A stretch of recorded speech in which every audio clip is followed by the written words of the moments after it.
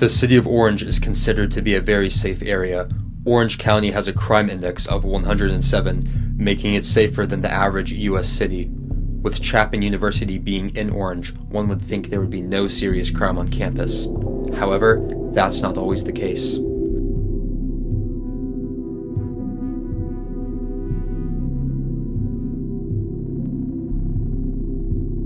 On the night of November 18th, 2025, 41-year-old Michael Fernstrom from Washington was staying in Glass Hall at Chapman University.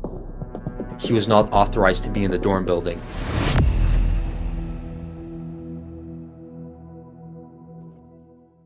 On the same night, Fernstrom attempted to meet up with a 16-year-old boy.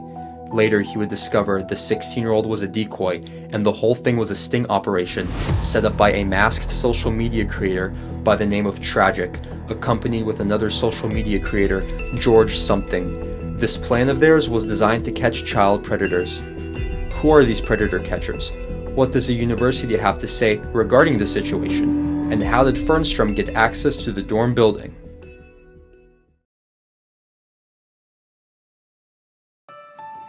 Michael Fernstrom, a now accused child predator, was staying in Glass Hall with the Glass Hall former resident director, whose name we cannot mention due to privacy reasons.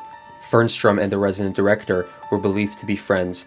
The resident director gave Fernstrom his keycard so he could have easy access whenever the resident director was away. The resident director trusted Fernstrom, but did not know anything about the nefarious activity Fernstrom was getting himself into. Unfortunately, Fernstrom took this to his advantage. He used an unspecified hookup app trying to meet up with what he thought was a 16-year-old boy. Strangely, 41-year-old Fernstrom put his age as 37 on the app. After Fernstrom friended the decoy in the app, who was posing as a 16-year-old boy, they began texting.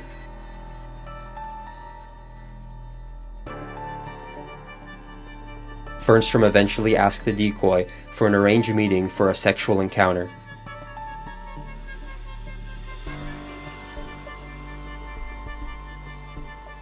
The meetup was supposed to take place in the smaller outdoor parking lot next to the larger Jim Miller parking structure at Chapman.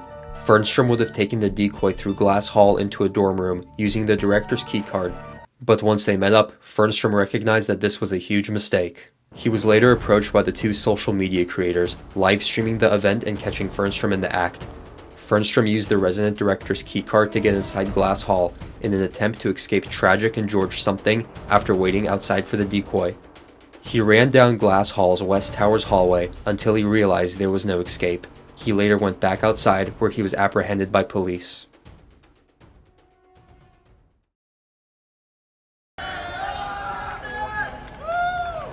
The arrest caught everyone's attention on campus. This clearly shows an interest in social media-based predator catching.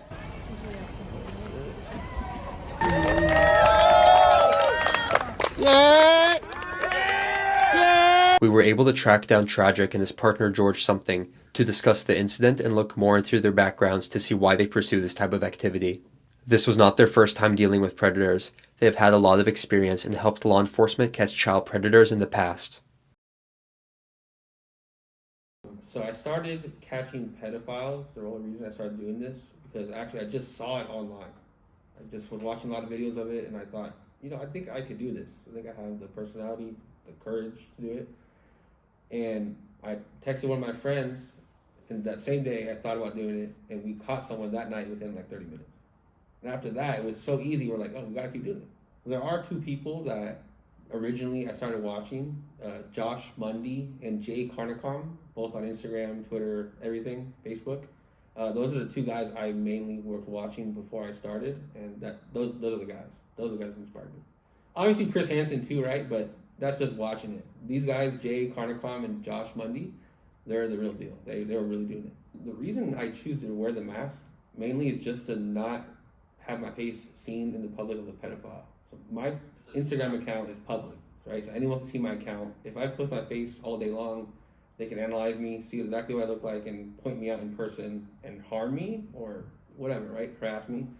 So if I can delete 80% of my face, and I think that's the way to go. So can you describe to us what exactly went down that night at Chapman University when you caught the pedo over there? Yeah. That night began, I first messaged him on the hookup website, mainly for only hooking up and sex. This website is strictly for that. So there's no other excuse to be talking to anyone about anything except that. That night, I messaged him around 11:20, and I met up with him by 12:45. And in the messages, we said 3 times, or I said, right, I'm the decoy.